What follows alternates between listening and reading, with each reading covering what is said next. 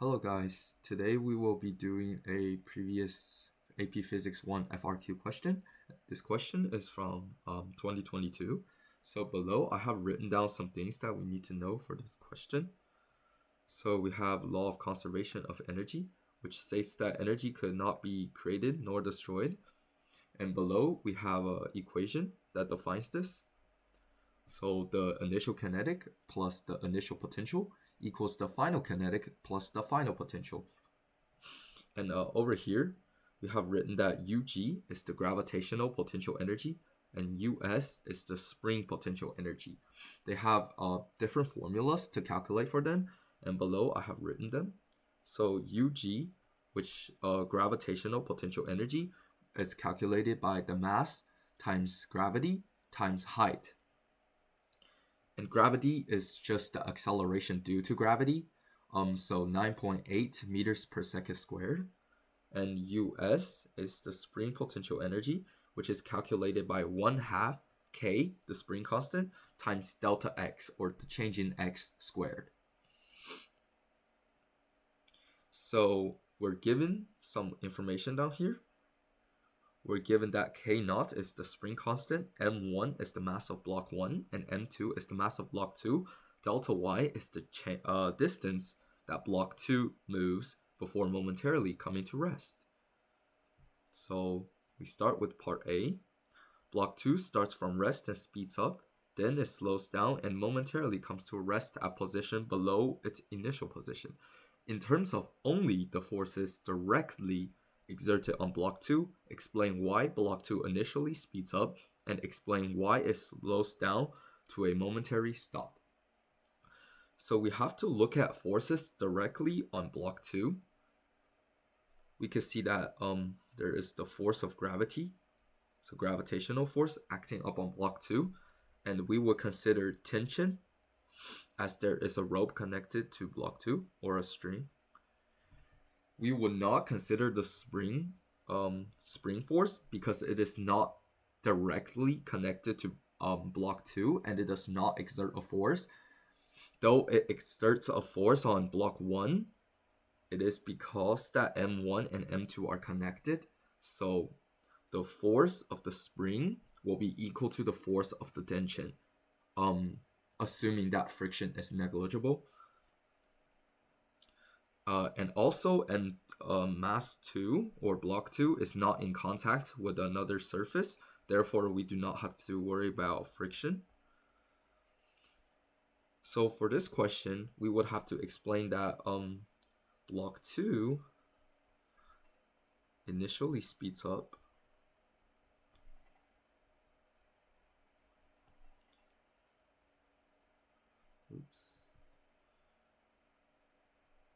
due to gravitational force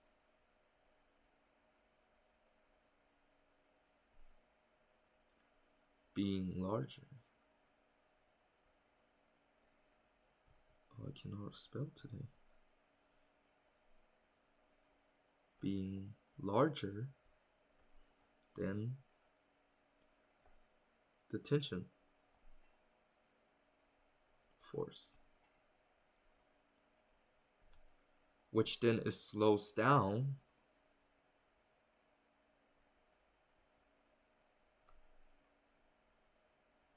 due to the fact that tension force exceeds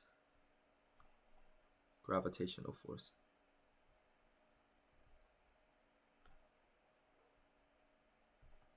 So if we consider the graph, we have the gravitational force acting up on block 2, which then causing it to go accelerate this way, which then pulls M1 this way, causing the spring to stretch. And once the spring stretches, coming to equilibrium, M2 will come to a stop because of the spring force will then overcome the gravitational force, balancing those out, which then cause M2 to come to a stop. So now we want to derive an expression for the distance delta y that block 2 travels before momentarily coming to rest. and is given that express our answers in terms of K naught, M1, M2, and physical constants. So what physical constants is, so for example, acceleration due to gravity, are considered physical constants. So we will be looking at this problem by conservation of mechanical energy. So we have our system, and because our system is closed, considering no friction, and that the system being the spring, earth, M1 and M2, we could say that the potential gravitational energy will equal to the final potential spring energy. Well, to be more accurate, we could write this as this.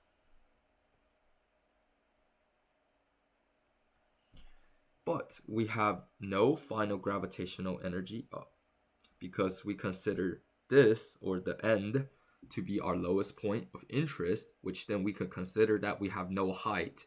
So we could set this part as y equals 0, and this part, when we start, as y equals delta y. And then because we have no dx or change in x due to spring in the beginning, we could say that we have no initial spring potential energy, and we have no final gravitational and potential energy. Therefore, we could convert them by writing them into formulas.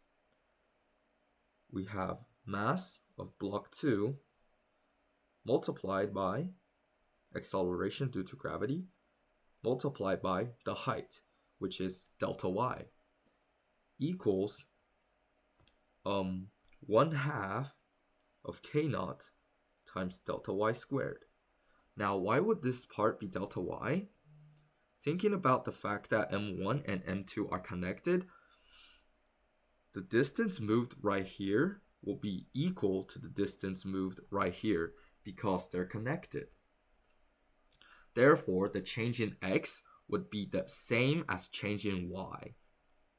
So we can write this as this, and because all of this are multiplication, we divide both sides by delta y, which then results to 1/2 k naught delta y equals to mass block 2 times acceleration due to gravity. And now we can divide this side by a 1/2 times k naught.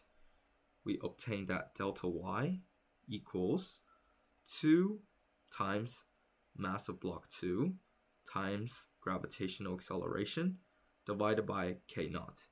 And this will be our final answer. Part B, indicate whether the total mechanical energy of the block spring earth system change as block 2 moves downwards.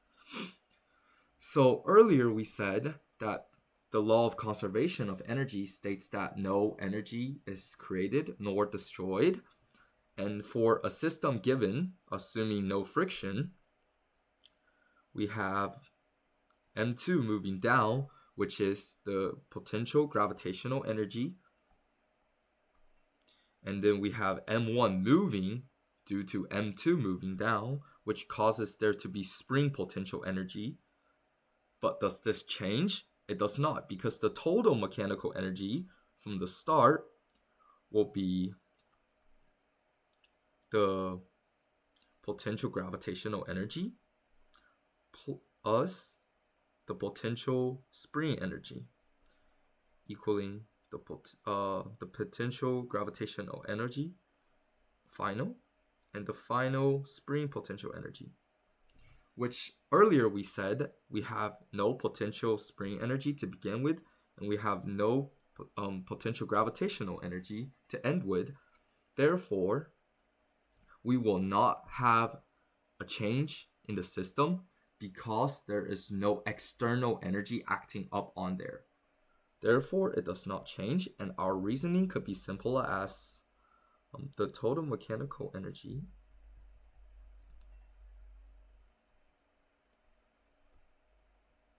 G of the system, the defined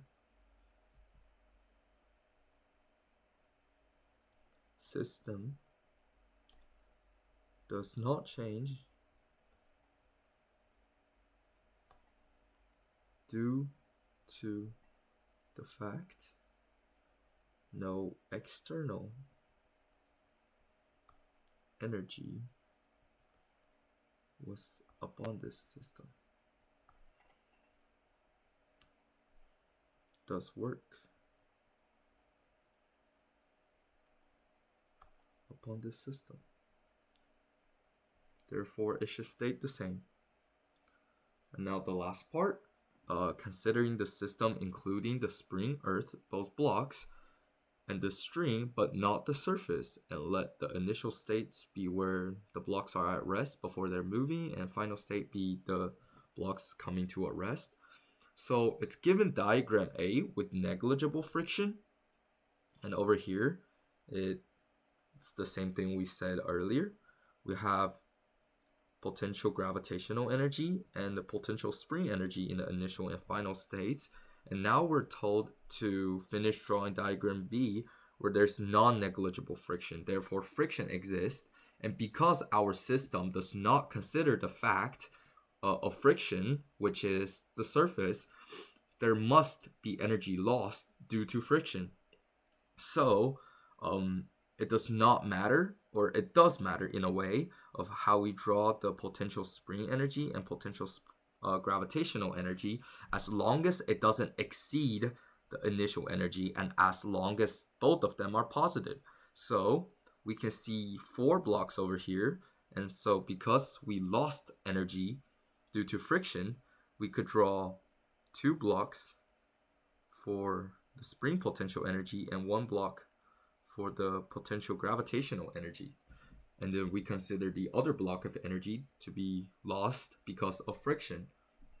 And note that both of them should be positive, because none of the energy went to a negative, because if you would have negative gravitational energy, we would be below our point of interest, which it should not go that far, otherwise you would be wrong. And we would also not have negative spring potential energy. That would mean our spring actually changed in the other direction, which would have to be an applied force, and we do not have any applied force. Therefore, an answer like this should be good enough to define this diagram. And so yes, we have concluded this question. And please let me know in the comment section if I explain anything wrong, or is there anything you don't understand. Please leave it in there, and for the next video, I will begin with answering the questions and then moving on to possibly the next question from this FRQ. Thank you guys for watching, and I hope you have a wonderful day.